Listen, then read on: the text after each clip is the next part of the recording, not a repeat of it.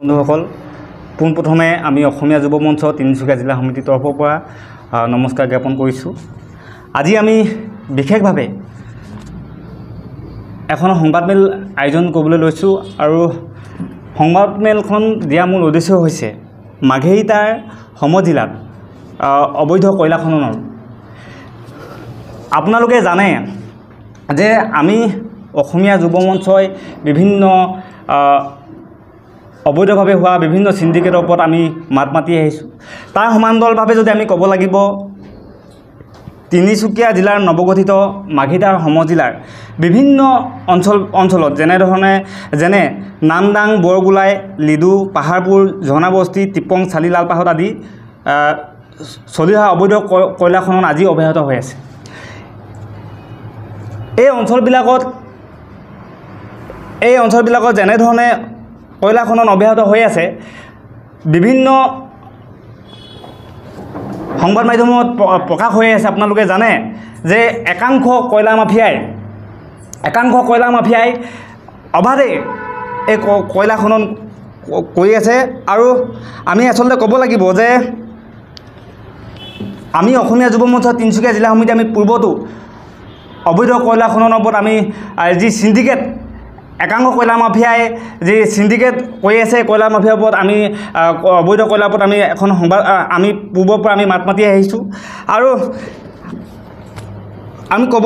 ক'বলৈ বিচাৰিছোঁ যে মাঘেৰিটা সমজিলাৰ বিভিন্ন সংৰক্ষিত বনাঞ্চলত এছাম দুষ্কৃতিকাৰী ৰূপী কয়লা মাফিয়াই একাংশ দুৰ্নীতিপৰায়ণ বিভাগীয় বিষয়াৰ সহযোগত এক প্ৰকাৰ বন ধ্বংসযজ্ঞত লিপ্ত হৈ জীৱকুলৰ তথা জৈৱ বৈচিত্ৰৰ প্ৰতি তীব্ৰ ভাবুকি কঢ়িয়াই আনিছে। এতিয়া কথাটো হ'ল যে বিভিন্ন সংবাদ মাধ্যমত এই প্ৰচাৰ হৈ আছে অবৈধ কয়লা খননৰ লগতে অবৈধ কয়লা সৰবৰাহ, কিন্তু তাৰ এনেধৰণে প্ৰচাৰ হৈ থকাৰ ওপৰত ইমান আমি প্ৰতিক্ৰিয়া দিয়াৰ ওপৰতো কিন্তু আজিলৈকে আমি দেখিবলৈ পোৱা নাই যে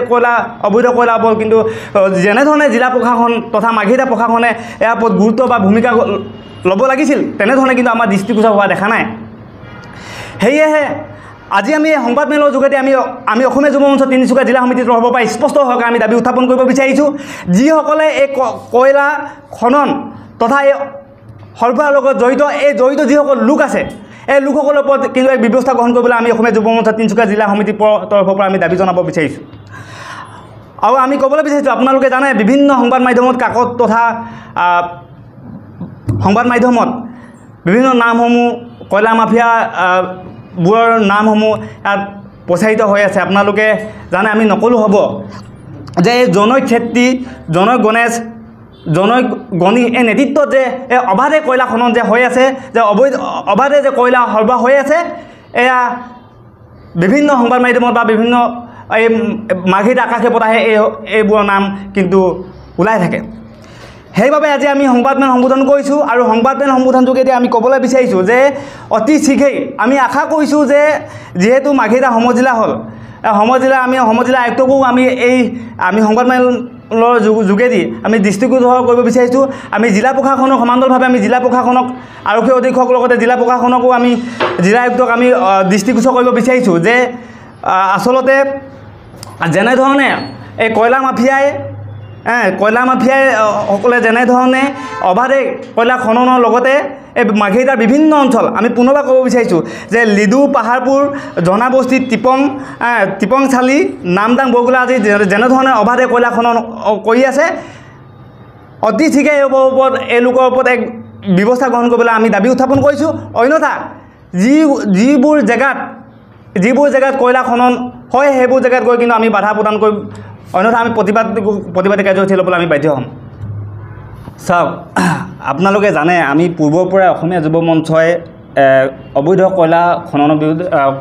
খনন যিটো আপুনি প্ৰশ্ন কৰিছে তাৰ বিৰুদ্ধে আমি মাত মাতি আহিছোঁ আৰু আমি প্ৰতিবাদী কাৰ্যসূচী আমি সমান্তৰালভাৱে লৈছোঁ। কেৱল মাত্ৰ ক'বলৈ বিচাৰিছোঁ অবৈধ কয়লা বুলিয়ে নহয়, আমি সমান্তৰালভাৱে আমি ক'বলৈ বিচাৰিছোঁ যে ইমান এটা মানে দুৰ্নীতি হৈছিলে সিন্ডিকেট আটা দুখীয়া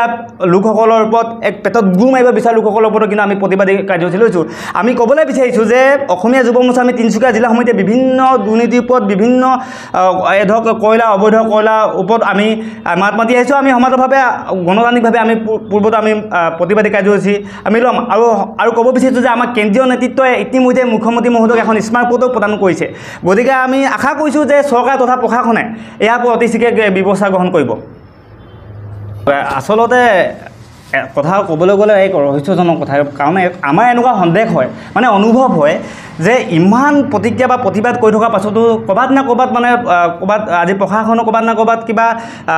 মিলি আছে নেকি আমাৰ সন্দেহ উপজে গতিকে আমিও আজি সংবাদমেলৰ যোগেদি আমি ক'বলৈ বিচাৰিছোঁ অতি শীঘ্ৰে যদি ব্যৱস্থা গ্ৰহণ নকৰে তেনেহ'লে কিন্তু আমি আগন্তুক দিনত গণতান্ত্ৰিকভাৱে আমি প্ৰতিবাদ কৰিম